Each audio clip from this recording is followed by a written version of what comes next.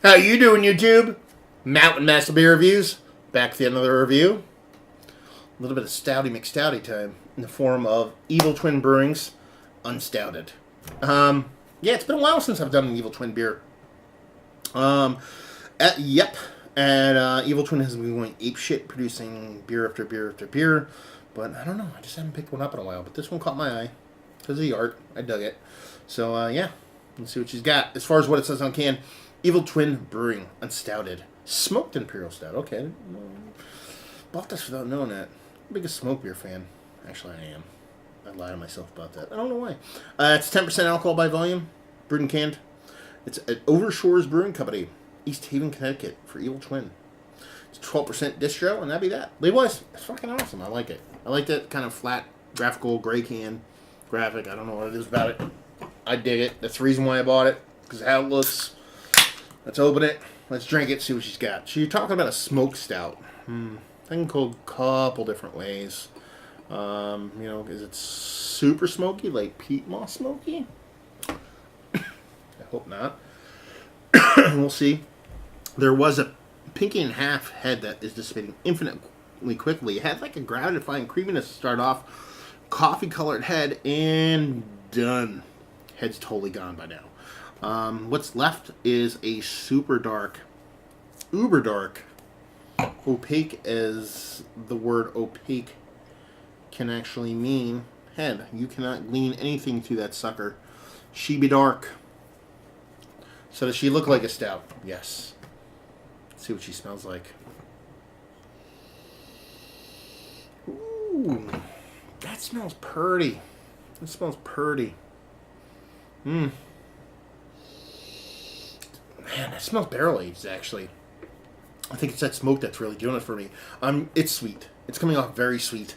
But in like a kind of blackstrap molasses-y kind of sweet, where it's like, okay, this is sweet, but it's like old school sweet, not this refined sugar kind of sweet. There's a little bit of bittering roasted malts in there. There's probably a ton of bittering roasted malts in there, but that sweetness is kind of pushing that back. And there's a smokiness to it. It's very subtle, though. It's nothing over the top. And that's where I think it's kind of giving me that kind of whole barrel-aged vibe thing going on, is that it has this kind of like sweet, but not overly sweet, combined with a little bit of smoking. It's very kind of reminiscent of a barrel. It's very subtle barrel charriness to it.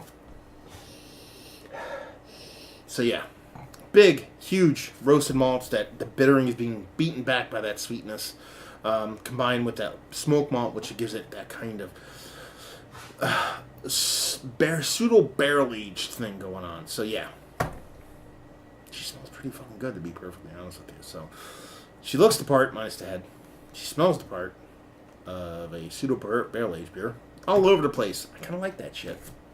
Let's dive into it. See what she's got.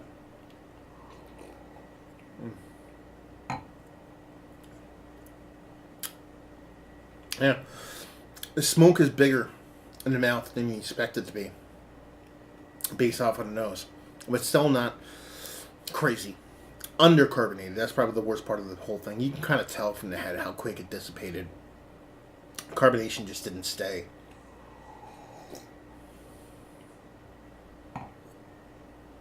And it's kind of a bummer, because I think there's fantastic stuff in there. It's just that carbonation is just lost too much.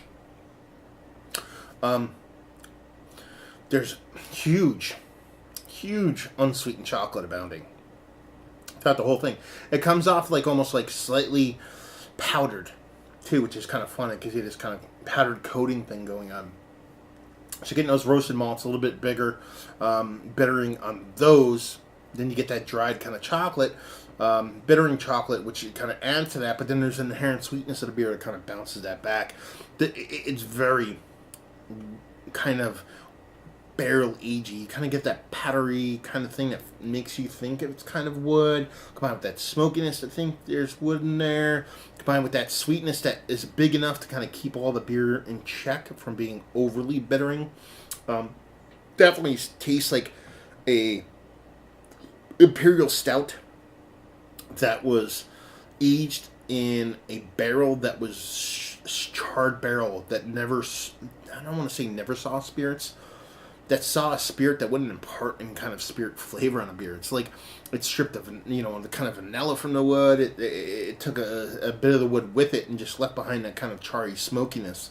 A little bit of that wood around just kind of give you that dryness, give you that powderiness of that chocolate that I was talking about. It's kind of fun. It's a fun beer. It's just kind of bummer that the carbonation isn't there. That's like the big thing for me. I'm kind of sitting here going, oh man, this has had a little bit or a decent amount of carbonation. It would just be like some next level awesome stuff. It's just kind of a bummer. It's kind of lost. Tasty nonetheless, though. I mean, you're talking about 10% stout.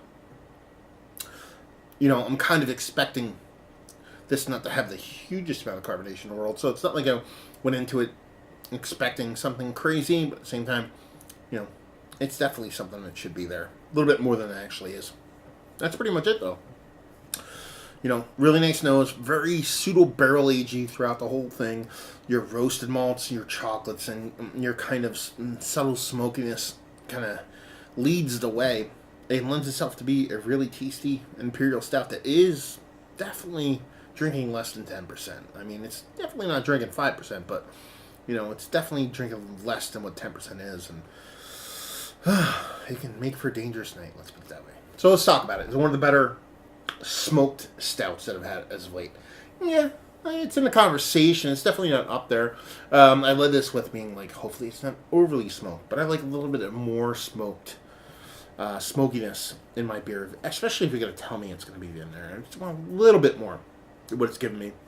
Well made, but that carbonation itself, the lack of carbonation, I should say, kind of keeps it out of that kind of running for being up there. Value and availability, I think I don't remember, $4 for a can. Does that sound right? Probably right around there. I got it off the shelf in Jersey, so take that for what it's worth. And just say if you like, well, you like this. If you like, kind of subtly smoked, lightly barrel aged beers. I know it's not barrel aged, but it reminds me of the base beer of like smoking wood kind of thing from the brewery. Different, but that kind of vibe to where smoking wood isn't an overtly smoky beer for me. It's just kind of a smoked beer that's barrel aged. I should say barrel aged. Well, I think the base. Anyway, it kind of reminds me of that beer. Without that over barreling. It's like the junior version, the methadone version of that beer. And that beer is fucking fantastic. So if you like smoked beers, if you like light wood and barrel aging your beers, again, like this beer isn't barrel aged, but I'm getting those vibes from it. And yeah, if you like dark and sticky. And I was gonna make another joke there, but I couldn't think of one. So there you go. Another review in the books. Hopefully you guys enjoyed it. Didn't somewhere in between down there, words and stuff. Facebook, Twitter, Instagram, Unstouttd. Go shocker for you guys on this one. Hopefully there's 4, not 3. I don't know. Anyway, a massive beers all 3 or 4 of those places, and hopefully you guys enjoyed the review. Hopefully you're enjoying a nice Imperial Stout right now, and hope to see you next time. Cheers.